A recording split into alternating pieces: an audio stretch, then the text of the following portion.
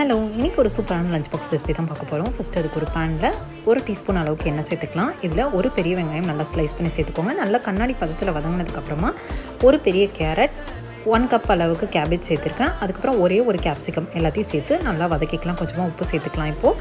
அதுக்கப்புறம் கொஞ்சமாக இஞ்சி பூண்டு பேஸ்ட், தேவையான அளவு மஞ்சள் தூள், அதுக்கப்புறம் மிளகாய் தூள்.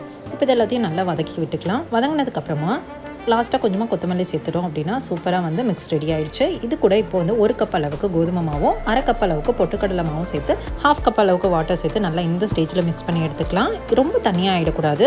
அதுக்கப்புறம் பேனில் கொஞ்சமாக வந்து ஆயில் அப்ளை பண்ணிவிட்டு குக் பண்ணி எடுத்துக்கலாம். உங்களுக்கு எந்த அளவுக்கு சைஸ் வேணுமோ அந்த அளவுக்கு எடுத்துக்கலாம். நான் இந்த அளவுக்கு வந்து இன்றைக்கி ரெடி பண்ணி எடுத்துருக்கேன்.